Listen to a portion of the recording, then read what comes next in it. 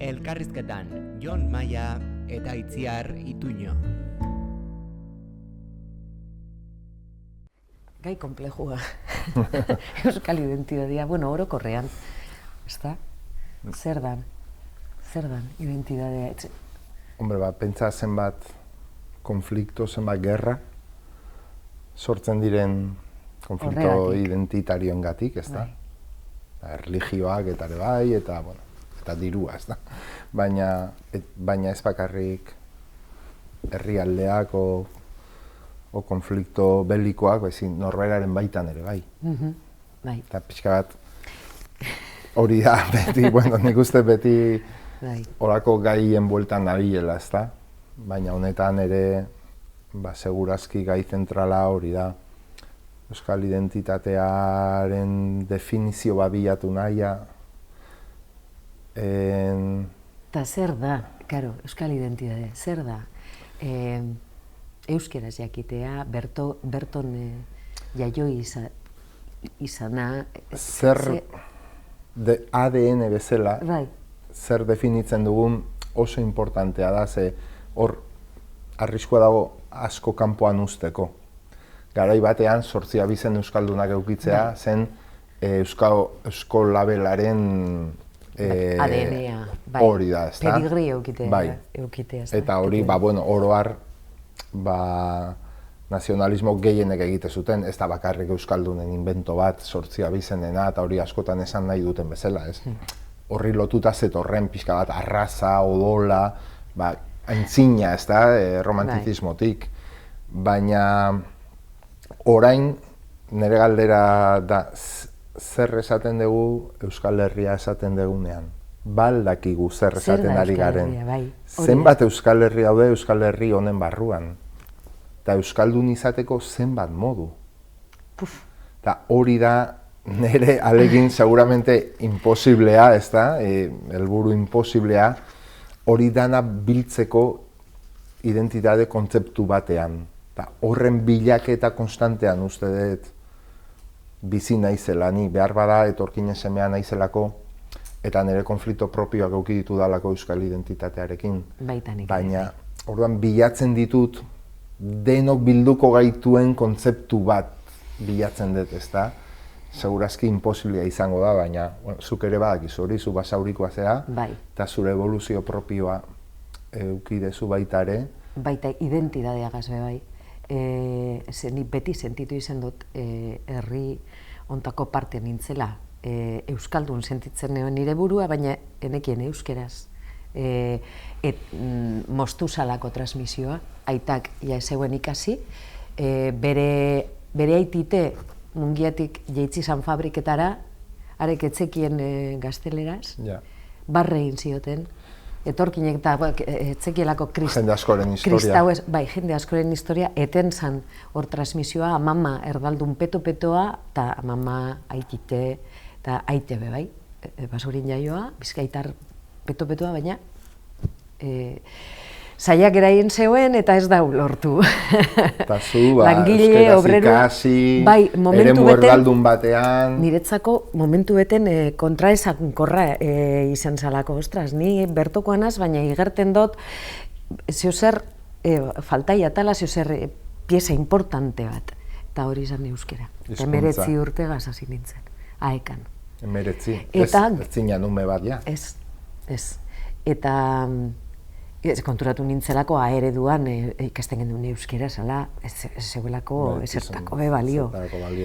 Eta momentu beten bai gogoratzen dut Euskaldun berria zarenean sufritzen dozule bazterkeri apurtxu bete, Euskaldun zarrak hor dauz, eta esaten dotzue batzutan igerten dozu, nabaritzen dozu, txarto egiten dauen honek, zer dera doinu ez. Eta zure kontura komplejoa dauzka. Claro, eta orduen izildu iten. Bigarren mailako, niri gertatzen zitzen, zu mailan ere bai.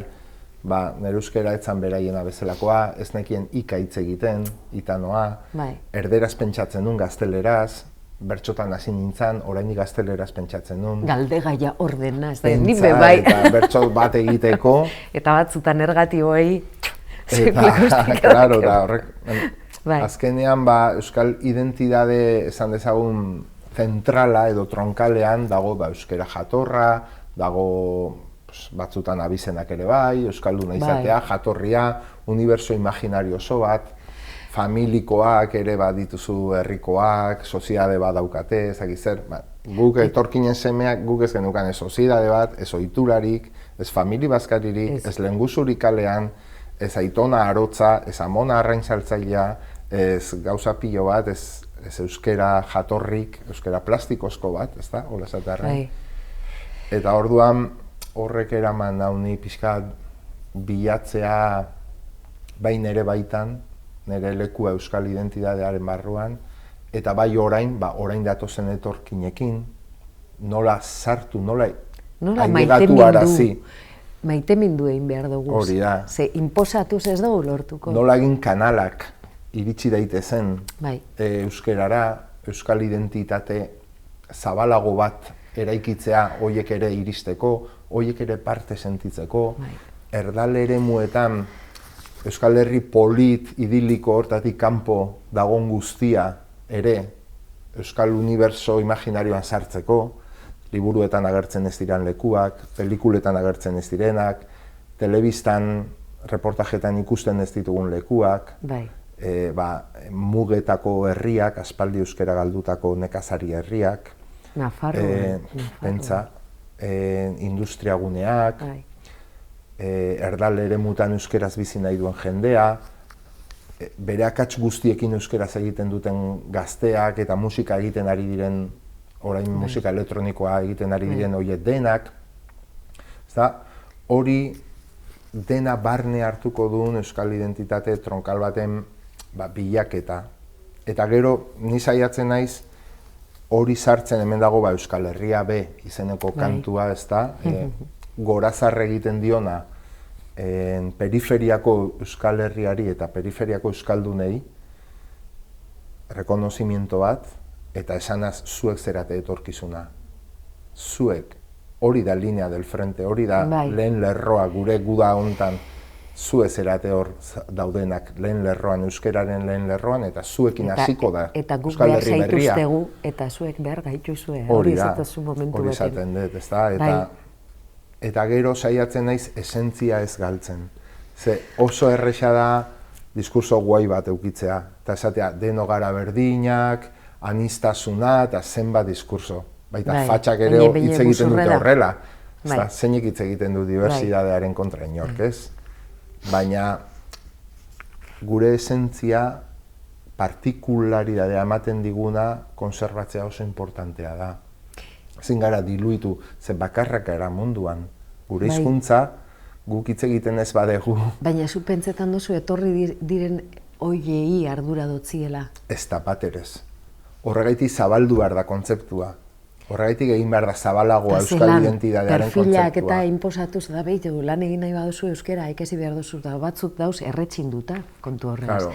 Zelan? Segituan ateratzen dira errezelo horiek, ez da? Euskera izkakizun bat egiten dezunean pauso bat aurrera, Euskal Herri erdia ernegatu egiten da, eta kontra ateratzen da, ez da? Betiko klitxeak eta aurre iritzia pizten dira, ez da?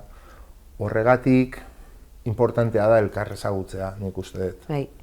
Eta paraje hoiei, leku hoiei, eta errealitate hoiei leku gehiago eman barko genieke gure artean, gure pantailetan, gure relatoetan, euskal narratiban, eta euskal herriaren historiaren narrazio ofizialean ere bai. Baita. Eta nik suertea dauka, bertsolaria naizela, eta orduan pilo bat mugitzen naiz umetatik, ez da Euskal Herri osoan. Egia da bertsolariok Euskal eremura mugatzen gerala. Baina gero gauzak askoz gehiago ere egiten ditut. Orduan ezagutu ahal izan ditut, eta emigrazioari lotuta asko, ez da, nire hildo, aipatzen ari geran hildo hontan, identitatea eta emigrazioa, eta nire familian, historia eta hori dena. Orduan ezagutzen ditut beste Euskal Herri horiek, Euskal Herria B esaten dio dana. Euskal Herria esaten dugunean, kontzeptutik kanpo uzten ditugun leku horiek, Lutxana, edo Iruñerriako parajeak, edo Herriberakoak, edo el llano, edo Sestao. Eta beste bat, barkatu bestezuk, atzo pentsetan gogoratu nintzen, igual hemen justo agertzen ez dana, eta hemen ez dausenak, Euskal Herrian bertan ez dausenak, diasporako guztik zenbet Euskaldun, eta zenbet beste bat, beste Euskal Herria, pieza bat gehiago puzlean. Bai. Orduan, ni saiatzen naiz retrato bat egiten Zuberoako borda batean norbaitek 1800 urtearen bueltan sortzen du gertakizun baten bueltan kantu bat. Bere Terretxeren kantoria. Intro hontan agertzen dagoena, bidai hori. Kantu hori sortzen da borda txiki batean, segurazki kandela baten argitara. Eta kopla batzuk idazten ditu, o asmatzen ditu norbaitek, ze ez ditugu idatziak aurkitu orain dala 100 urtera arte. Orduan, kantu horrek egiten du bidai bat, Spotifyren garairaino, eta YouTuberen garairaino, liburu ontaraino, Bere Terretxeren kantoria. Nola da posible kantu hori borda txiki batean, Zuberoako baiara izkutu batean sortua, iristea bizirik konversazio ontaraino? 600 urteko bidaia hori, nola egin du kantu horrek? Borda hortatik nora atera zan lehenengo? Non entzun zen bigarren aldiz? Nork hartu zuen gogoa? Arek nori pasazion? 600 urte horrela. 600 urte horrela. Ahoz aho, etxez etxe, baiaraz baiara, mendez mende, belaunaldiz belaunaldi. 600 urte kantu txori bidaiatzen. Eta zelan nahi gaten da zu ganaino? Nigana iristen da kontzientzia hortatik. Transmisio kate erraldoi bat da. Euskal hiztunek mendez mende eraiki duten melodiazko katedral erraldoi bat bezala da kantu hori. Da mirari bat, iristea, borda hortatik estudio ontara, ezta? Nola da posible zuzera Mari, irati pelikulan, zuzera Mari. Eta, egin daik, spoiler, jendeanak ikusi du. Kortinan atzean. Nola da posible Mariren figura asmatu zuten persona hoien buruetan, euskal kromaino, kobazulotako edo euskal onoizko persona horiek zientifikoki etzekitenean esplikatzen izarregalari bat, etzekitenean esplikatzen basoan ikusitako ez dakiz zer, asmatu zituzten Basajauna, Mari, Galtzagorriak, Lamiak.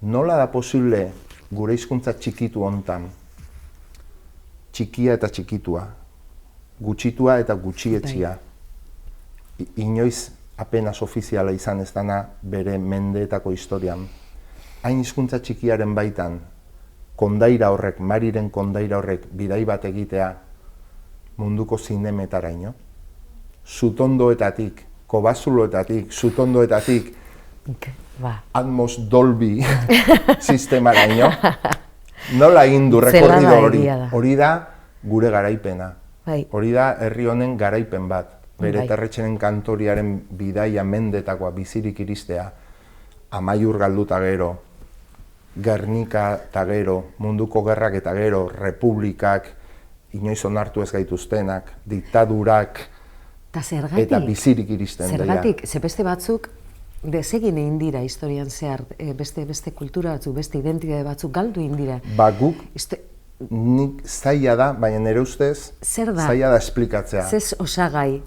Nire ustez, kantu horren bidaian, mendetako bidaian, bidaia invisible hortan, transmisio kate erraldoi hortan, edo Mariren transmisioa erraldoi mendetako hortan, bidai hortan dago gure biziraupenaren sekretua.